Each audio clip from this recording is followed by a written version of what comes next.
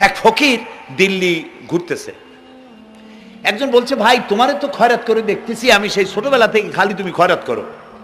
একটা জিনিস আপনারা মনে রাখবেন, গরিব, আজকে যারা গরিব পরিশ্রমের মধ্য দিয়ে কালকে তারা ধনী হতে পারে, কিন্তু যারা ভিক্ষুক, যারা ভিক্ষা করে, জিন্দেগিতে কোনোদিন তারা বড় হতে পারবে না। ভিক্ষা করা যাদের অভ্যাস, জীবনেও বাড়ি করতে পারবে না, জীবনেও ধনী হইতে পারবে না, কিন্তু গরিব ধনী হইতে পারবে।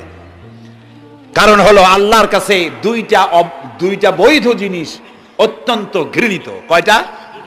একটা হলো তালাক, আর একটা হলো ভিক্ষাবৃত্তি, মানুষের কাছে চাওয়া। আল্লাহ পছন্দ করেন না। তো ভিক্ষুক ঘুরতেছে, একটা লোক বলল, মিয়া তোমার তো সারা জীবনই খরচ করতে দেখি।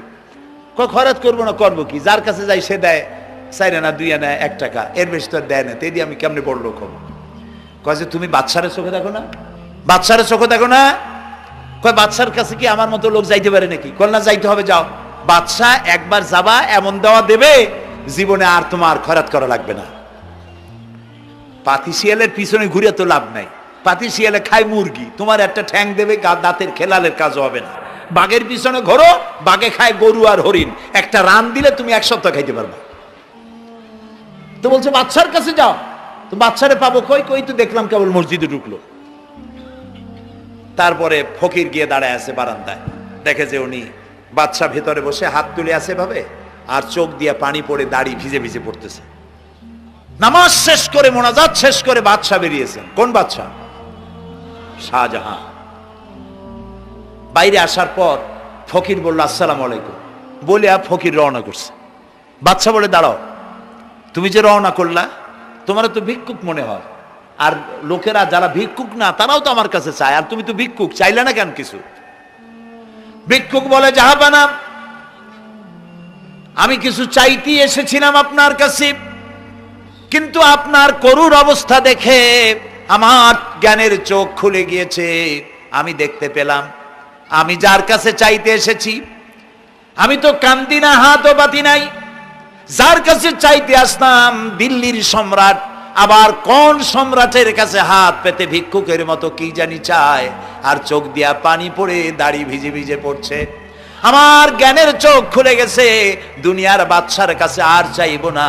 বাদশা কান্দে যে বাদশার কাছে, তার কাছেই চাইবো। প্রিয় ভাই সব, এই জন্যে জিহেন সাফ করে ফেলুন।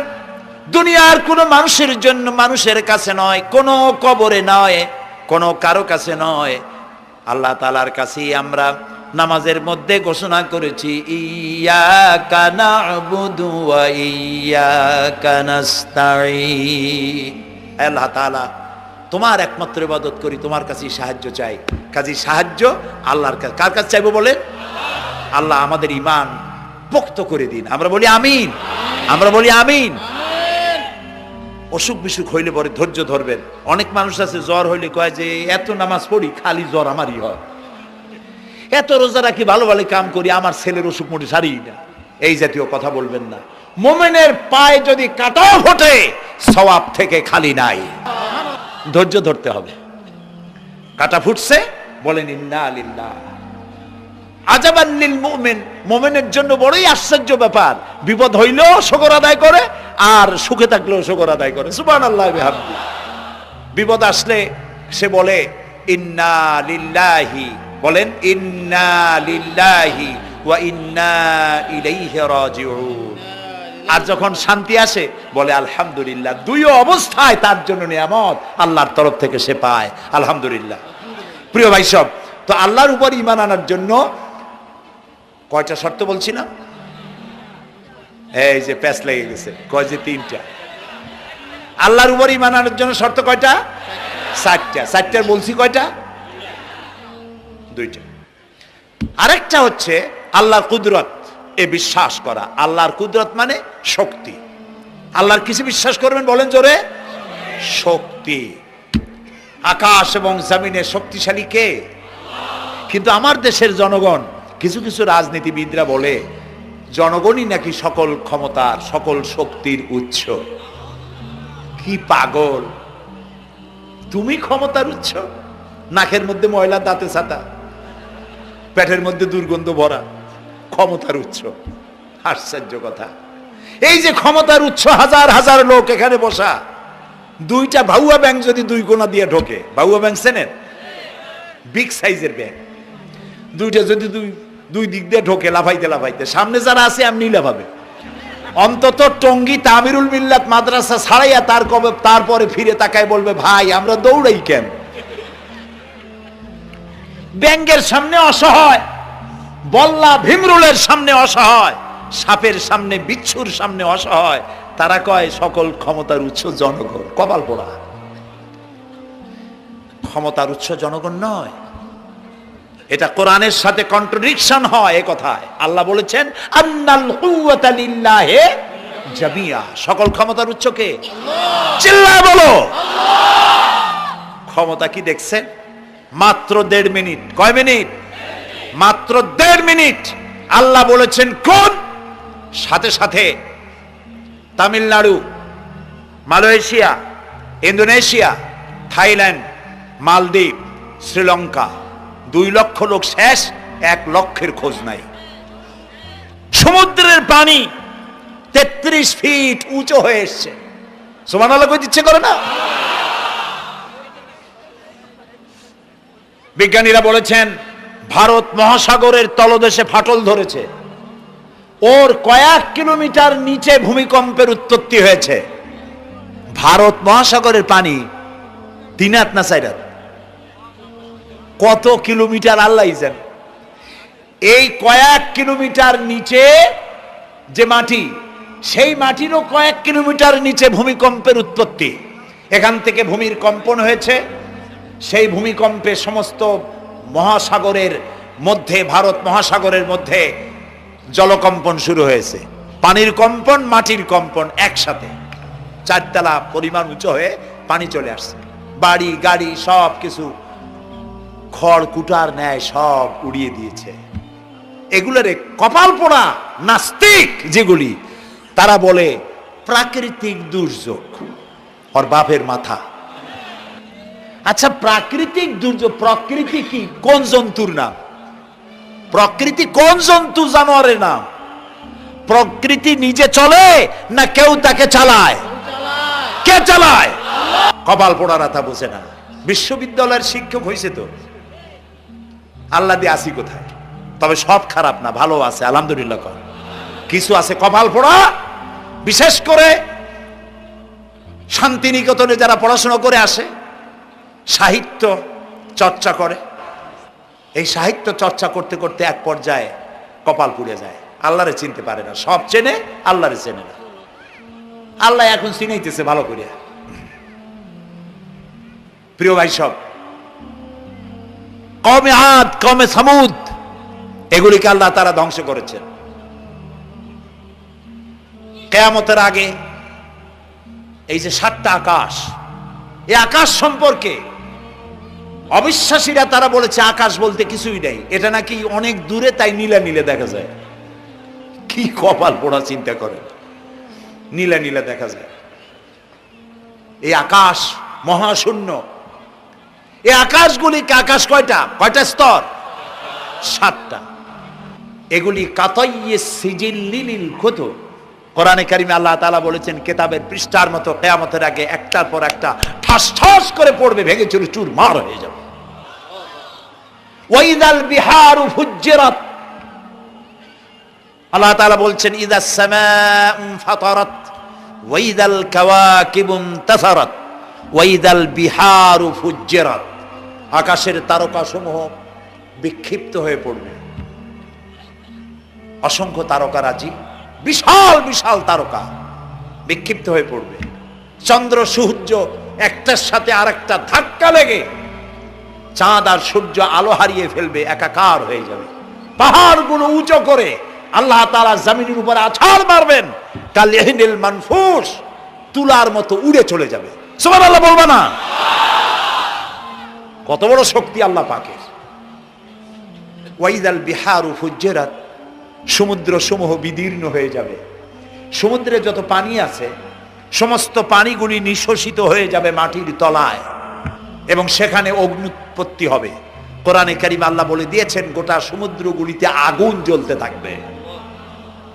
এগুলি কিয়ামতের আলামত। আল্লাহ পাকের অফুরন্ত মেহেরবানি। এই যে কানের কাছ দিয়া গুলিটা চলে গেছে, কানে লাগে নাই, বাড়ির কাছ থেকে কিয়ামত হয়ে গেল, বাংলাদেশে আল্লাহ বাঁচাই দিলেন। সুবহানাল্লাহ বলো, আলহামদুলিল্লাহ বলেন। আমাদের প্রতিবেশী দেশগুলিতে যেভাবে আঘাত লাগছে, ওর 1000 ভাগের 1 ভাগের আঘাত কয়েক সেকেন্ড যদি বাংলাদেশে হতো, আমাদের সব অপরিকল্পিত শহর, রাজুক পারমিশন দিয়েছে 3 তলার, করা হয়েছে 7 তলা। এইভাবে অপরিকল্পিত যত বিল্ডিং আছে এগুলি পচা সিমেন্ট দিয়ে, পচা ইট দিয়ে তৈরি করা হয়েছে। 2-3 সেকেন্ডের ভূমিকম্প যথেষ্ট এই শহর লন্ডভন্ড করে দেওয়ার। অসংখ্য মানুষ মারা যাবে, অসংখ্য বাড়িঘর শেষ হয়ে যাবে। এদেরকে রেস্কিউ করার মতো মডার্ন ইকুইপমেন্টসও গভর্নমেন্টের কাছে নাই। এজন্য আল্লাহর কাছে সেজদা দিয়া গুনার তওবা করতে হবে, আল্লাহ আমাদের মাফ করে দাও, আমার এই গরিব দেশটাকে কিয়ামত পর্যন্ত এই গজব থেকে বাঁচাও। প্রিয় ভাই সব, আল্লাহ তাআলার ক্ষমতার ওয়াজ আমি আজ করতে পারবো না, অনেক লম্বা হয়ে যাবে, কারণ আমাকে 3টা পুঁজির কথা তো কমসে কম বলতেই হবে, অল্প করে হলেও। শুনবেন তো? আল্লাহ তৌফিক দিক, বলেন আমিন। তো আল্লাহ তাআলার ক্ষমতায় বিশ্বাস করা, তার প্রচন্ড ক্ষমতা, যা খুশি তাই বলেন করতে পারেন। মরাকে জিন্দাকে মারতে পারেন, মরুভূমিতে ফুল ফুটাতে পারেন। সুবহানাল্লাহ, যা খুশি তাই করতে পারেন। এই শক্তি সহকারে আল্লাহকে বিশ্বাস করতে হবে। 4র্থ নম্বরে আল্লাহর হুকুম এবং হাকাম, আদেশ নিষেধ। আমি আল্লাহরে বিশ্বাস করি, এই কথার কোনো দাম নাই যদি তার আদেশ না মানি। এই কথার কোনো দাম নাই যদি তার নিষেধকে আমি আমার জীবনে প্রত্যাহার না করে চলতে পারি। মুসলমান বলে দাবি করার কোনো মূল্য নেই। একদিকে নামাজ পড়ি, আর একদিকে ওজনে কম দেই, খাদ্যে ভেজাল দেই, বেপরদা করি, মিথ্যা কথা বলা হয়, ওজনে কম দেয়, খাদ্যে ভেজাল দেয়, জমিনের আইল ঠালে আমানতের খেয়ানত করে। আল্লাহর হুকুম মানা হলো না, রসুলের আদেশ মানা হলো না। আল্লাহর উপর ঈমান আনার জন্য 4র্থ শর্ত হচ্ছে আল্লাহ যা বলেছেন মাথা নত করে মেনে নিতে হবে, বলতে হবে সামি'না ওয়া আতা'না। বলেন সামি'না ওয়া আতা'না, শুনলাম আর মেনে নিলাম। বলেন তো জোরে, শুনলাম আর মেনে নিলাম। সুবহানাল্লাহ বলেন। মুমিনেরা এই প্রশ্নই করবে না মদ হারাম কেন, মুমিনেরা এই প্রশ্নই করবে না জুয়া হারাম কেন। একটাই জবাব, মদ হারাম কেন? আল্লাহ হারাম করেছেন তাই হারাম। জিনা হারাম কেন? আমার আল্লাহ হারাম করেছেন তাই হারাম। জুয়া হারাম কেন? আমার আল্লাহ হারাম করেছেন তাই হারাম। কোন যুক্তি নাই। যুক্তির, আল্লাহর নিষিদ্ধ জিনিসে যুক্তি তালাশ করে কেবলমাত্র শয়তান। আল্লাহর আদেশ নিষেধে যুক্তি তালাশ করে কে? শয়তান। মুমিনের কাজ হলো সামি'না, বলেন, ওয়া আতা'না, শুনলাম আর মানলাম, বাস, শেষ কথা, খালাস। এই গেল 4টি শর্ত পুরো হয়ে গেল। এই 4টি শর্ত যদি পূরণ করতে পারি তাহলে আল্লাহরে বিশ্বাস করছি এটা প্রমাণিত হবে, এটা জাস্টিফাই হবে, এটা সত্যতা প্রমাণ হবে যদি আল্লাহর হুকুম মতো। 1 নম্বরে হলো, আমি আবার কথাটা প্যাকেট করে দিই যাতে করে আপনারা বাড়ি নিয়ে যাইতে পারেন। আল্লাহর উপরে ঈমান এনেছি, এই কথাটাকে কমপ্লিট করার জন্য শর্ত কয়টা? 4টা। 1 নম্বরে আল্লাহর অস্তিত্বে বিশ্বাস, বলেন আল্লাহর অস্তিত্বে বিশ্বাস। 2 নম্বরে আল্লাহর গুণাবলীতে বিশ্বাস। 3 নম্বরে আল্লাহর ক্ষমতায় বিশ্বাস। 4 নম্বরে আল্লাহর আদেশ এবং নিষেধে বিশ্বাস, মান্য করে চলা। আল্লাহ যেন এই তৌফিক আমাদের দেয়, বলেন আমিন। আল্লাহ রাব্বুল আলামিন দুনিয়ায় শান্তি, আখিরাতে জাহান্নাম থেকে মুক্তি দেওয়ার জন্য আল্লাহ পাক আমাদেরকে একটা ব্যবসার কথা বলেছেন। ওই ব্যবসায় পুঁজি কয়টা? বলেন। 3টা পুঁজি। বলছি কয়টা? দেখেন যে কেমনি প্যাঁচ লাগে। বলছি মাত্র একটা, সে একটা ডাল বার করছি 4টা। এবার আসেন মূল পয়েন্টে। এবার দ্বিতীয় পয়েন্ট, রসুলের প্রতি ঈমান। আমরা তো রসুলের প্রতি ঈমান আনছি কিনা বলেন? রসুলের প্রতি ঈমান এনেছি। আমাদের এই ঈমান যথেষ্ট নয়, কারণ আমাদের ঈমান হলো রবিউল আউয়াল মাসে ঈমান তাজা হয়, ঠিক না? ঠিক না? রবিউল আউয়াল মাস যখন আসি, ব্যানার টানাই, শামিয়ানা টানাই, রাস্তাগুলিতে ফ্ল্যাগ লাগাই আর আলোক সজ্জা করি। মন্ত্রীরা আসেন, নেতারা আসেন, সিরাতুন নবী মাহফিলে দাঁড়ায় বলেন নবীর আদর্শ অনুসরণ করা ছাড়া উপায় নাই। অথচ ওনার পা থেকে শুরু করে মাথা পর্যন্ত নবীর আদর্শ নাই। আবার এই নেতা রামকৃষ্ণ মিশনে, রামকৃষ্ণ পরমহংসদেব তার মঞ্চে গিয়ে বলেন রামকৃষ্ণের নীতির ছাড়া বিকল্প কিছুই নেই। আবার গৌতম বুদ্ধের জন্মবার্ষিকী উদযাপনের জন্য সেখানে গিয়ে বলেন গৌতম বুদ্ধের অহিংস নীতি অনুসরণ করা ছাড়া জাতির যোগীনাথ হওয়ার আর কোনো পথ নাই। যেখানে যায় সেই জায়গার বুলি ধরে। রবিউল আউয়াল মাস আসতে পারে, আলোকসজ্জা করে ইয়া নবী সালামু আলাইকা, ইয়া রাসূল সালামু আলাইকা। এরপরে গরম গরম জিলাপি রাসূলুল্লাহকে বুঝায় দেওয়া হলো, হে রাসূল আপনি তাকিয়ে দেখেন কত মহব্বত আপনারে করি, আপনার মহব্বতের জন্য আমাদের শহরের কোনো মিষ্টির দোকানে আর মিষ্টি নাই, সব আমরা খাইয়া শেষ করছি। এই হলো মহব্বত। এই মহব্বতে এই ইমানে কাজ হবে না। এই ইমানে বলেন কাজ হবে না। কোন ইমানে কাজ হবে? রাসূলের প্রতি ইমানের অর্থ কি? এর অর্থ হচ্ছে নবী করিম সাল্লাল্লাহু আলাইহি ওয়াসাল্লাম আমাদের রাসূল, আমাদের নেতা। আমাদের রাসূল আমাদের নেতা, আমরা তার উম্মত, তার অনুসারী। অনুসারীর কাজ কি? নেতার পূর্ণাঙ্গ অনুসরণ করণ। রাসূলুল্লাহর আনুগত্য করতে হবে, এটা কে বলেছেন? আল্লাহ রাব্বুল আলামিন সূরা আলে ইমরানের মধ্যে বলেছেন কুল ইন কুনতুম তুহিব্বুনাল্লাহ ফাত্তাবিউনি ইউহিব্বুকুমুল্লাহ ওয়া ইয়াগফির লাকুম যুনুবাকুম আল্লাহু গফুরুর রহিম। হে নবী আপনি বলুন, তোমরা যদি আল্লাহকে ভালোবাসো তাহলে তোমার কাজ হচ্ছে, তোমরা যদি আল্লাহকে ভালোবাসো তাহলে তোমরা আমার আনুগত্য করো, আমার অনুসরণ করো। কার? রাসূলের। বলেন কার? রাসূলের অনুসরণ যদি তোমরা করো, খেয়াল করে শুনতেছেন তো? আল্লাহ তাআলা বলছেন নবী আপনি বলেন তোমরা যদি আল্লাহকে ভালোবাসো, তোমাদের এই দাবি যদি সত্য হয় তাহলে আমার অনুসরণ করো, আমার আনুগত্য করো। আমার অনুসরণ, আমার আনুগত্য করলে পরে তোমাদেরকে আল্লাহ রাব্বুল আলামিন ভালোবাসবেন এবং তোমাদের তামাম জিন্দেগির সমস্ত গুনাহ খাতা আল্লাহ তাআলা মাফ করে দিবে। আমরা কি গুনাহ মাফ করাইতে চাই? বলেন চাই? আসুন রাসূলের আনুগত্য করুন। রাসূলের আনুগত্য কিরকম?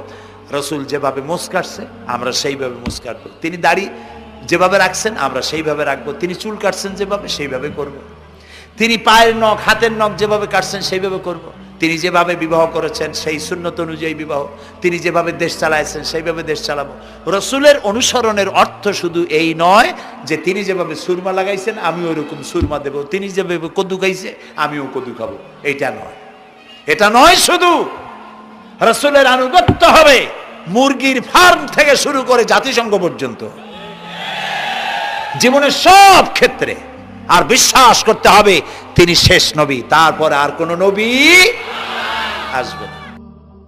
আল্লাহ রাব্বুল আলামিন সূরা আহজাবের মধ্যে বলেছেন মা কানা মুহাম্মাদুন আবা আহাদিম মির রিজালিকুম ওয়ালাকির রাসূলুল্লাহি ওয়া খাতামান নাবিয়্যিন। মুহাম্মদ সাল্লাল্লাহু আলাইহি ওয়াসাল্লাম তোমাদের কোন পুরুষদের পিতা নন, তিনি আল্লাহর রাসূল এবং তাকে দিয়ে নবুয়তের মিশনকে খতম করে দেওয়া, কমপ্লিট করে দেওয়া হয়েছে। আর কোন নবী? রাসূলুল্লাহ বলেছেন লা নবিয়্যা বাদি ওয়ালা রাসূল, আমার পরে আর কোন নবীও আসবে না, রাসূলও আসবে না। কথা বুঝে আসছে? আল্লাহর নবীর পরে আর কোন নবী হবে না।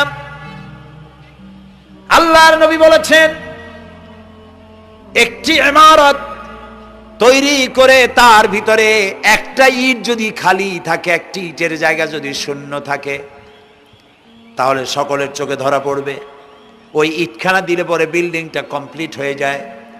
নবুয়তের যে ইমারত আল্লাহ তৈরি করেছিলেন ওর ভিতরে একটা ইটের অভাব ছিল, আল্লাহ পাক আমাকে দিয়ে সেই শূন্য জায়গা পূরণ করে দিয়ে নবুয়তের মিশনকে কমপ্লিট করে দিয়েছেন। রাসূলুল্লাহ বলেছেন আমার পরে আর কেউ নবী হবে না। পৃথিবীর সব মুসলমানদের আকীদা মুহাম্মদ সাল্লাল্লাহু আলাইহি ওয়াসাল্লামের পরে যদি কেউ নবুয়তের দাবি করে সে কাফির, হাজার বার কাফের। তারা যারা তাকে যারা নবী মানবে তারাও। রাসূলুল্লাহ বলেছেন আমার পরে 30 জন মিথ্যেবাদী নবুয়তের দাবি করবে। তার মধ্যে একজন তো দাবি করছে রাসূলের জীবদ্দশায়, একটা ছিল মেয়ে লোক আর একটা ছিল পুরুষ। পুরুষটার নাম ছিল মুসাইলামা কাযযাব, নামই ছিল কাযযাব। কাযযাব মানে মিথ্যাবাদী। দেখছেন অবস্থা, নামই মিথ্যাবাদী। উম্মতেরা কইল যে আপনি তো একজন নবী, আমরা সৌভাগ্য আর দুর্ভাগ্য হোক আপনারা নবী বলে মানলাম। মুহাম্মদ সাল্লাল্লাহু আলাইহি ওয়াসাল্লামের কাছে প্রায় জিবরাইল আসে আর ওহী আনে, আর আপনি আমাদের কোনো ওহী দিতে পারলেন না পর্যন্ত। কয় যে কেবল না নবী হইলাম, অপেক্ষা করো, ওহী আসবেন। বেশ কিছুদিন যাওয়ার পর খুব চিন্তা ভাবনা করে কয় যে ওহী একটা আসছে। উম্মতেরা সব দৌড়ে আসছে, কি ওহী? কয় যে এইমাত্র শেষ রাত্রে জিবরাইল আসছিল, আইসে আমারে কয়ে গেল একটা সূরা নাজিল করলো। সূরাটা কি? ইন্না আতাইনাকাল আকাক ফাসাল্লি লিরাব্বিকা ওয়াজআক ইন্না শানিয়াকা হুয়াল আবলাহ। উম্মতেরা কয় সর্বনাশ, এই সূরা পড়তে গেলে তো আমরা কাইসা মরে যাব। এর অর্থ তো খুব বিকায়দা। কি কি সূরা নাজিল হইল আপনার উপরে? ইন্না আতাইনাকাল আকাক মানে আমি তোমাকে হুতুম পেশা দান করেছি, সুতরাং তুমি তোমার প্রভুর উদ্দেশ্যে নামাজ পড়ো আর চিৎকার মারো, কারণ তোমার শত্রুরা সাদা এবং কালো বর্ণের। আমরা তো আগামাথা কিছু বুঝলাম না, কি ওই?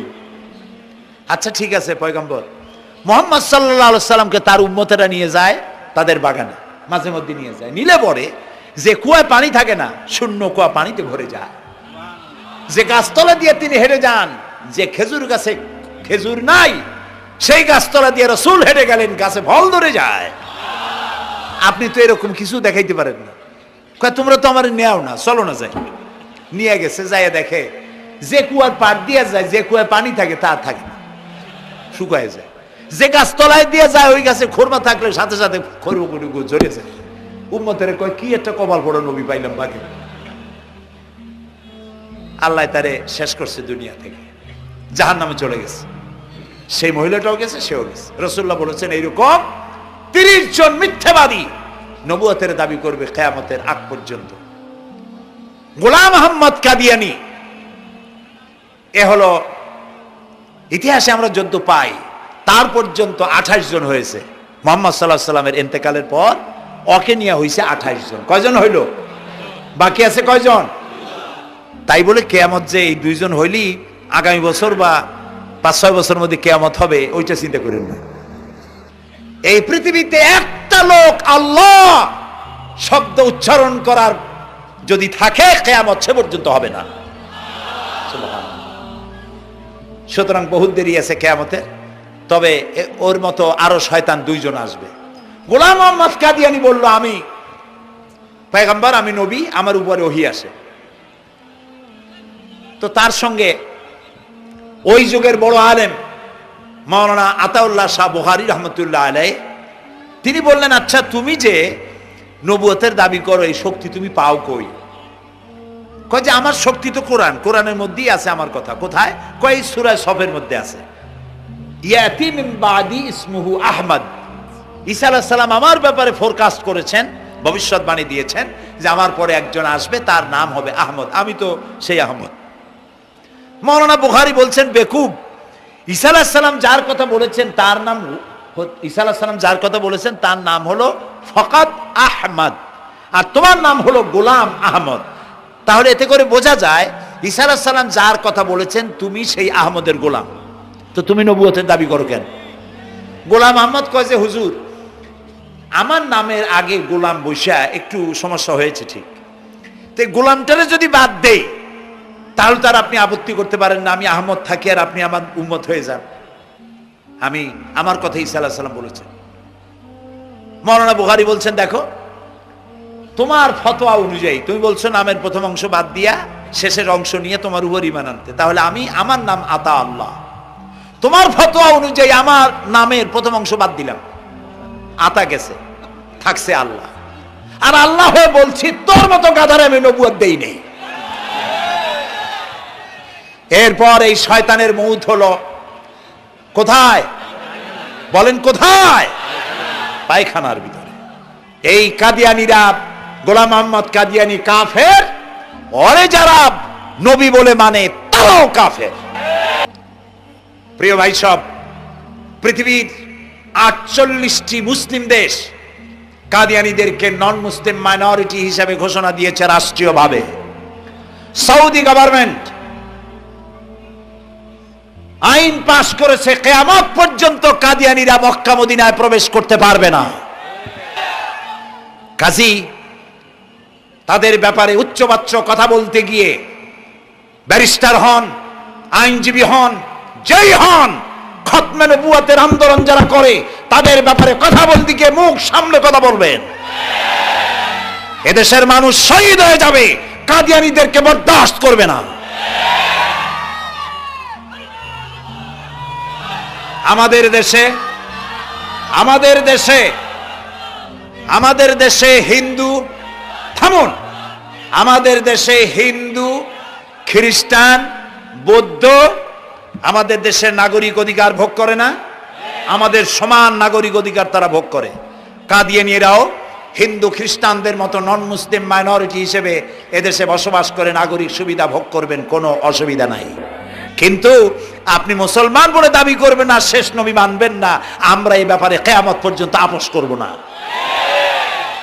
কেবলমাত্র মূর্খ, দালাল, হারামখোর তারাই কাদিয়ানীদের পক্ষ অবলম্বন করতে পারে, ইমানদারেরা পারে না।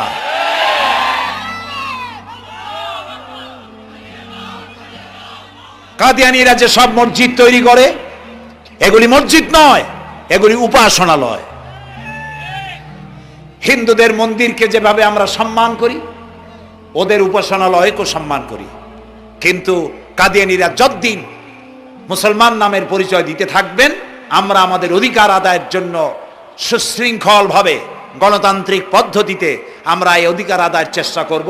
খতম নবুয়তের আন্দোলন কোনো রাজনৈতিক আন্দোলন নয়, এটি আমাদের ইমানের আন্দোলন। যারা আন্দোলন করতেছেন তারা আমাদের ফরজে কিফায়ার দায়িত্ব পালন করছেন। প্রিয় ভাই সব, রাসূলের প্রতি ঈমান আনতে হলে এরকম ঈমান আনতে হবে, তারপরে আর কোন নবী আসবে না। তারপরে কথা হলো তাকে অনুসরণ করতে হবে পায়ের নখকাটা থেকে শুরু করে মাথার চুল পর্যন্ত, জীবনের সব ক্ষেত্রে রাসূলের অনুসরণ করতে হবে। তিনি সেনাপতি ছিলেন, শ্রমিক ছিলেন, পিতা ছিলেন, নানা ছিলেন, স্বামী ছিলেন, ঠিক না? তিনি রাষ্ট্রপ্রধানও ছিলেন। প্রিয় ভাই সব, এই যে আল্লাহ রাব্বুল আলামিন মুসলমানদেরকে পৃথিবীর মধ্যে সবথেকে বেশি শান্তি প্রিয় করেছেন, কোন আলহামদুলিল্লাহ।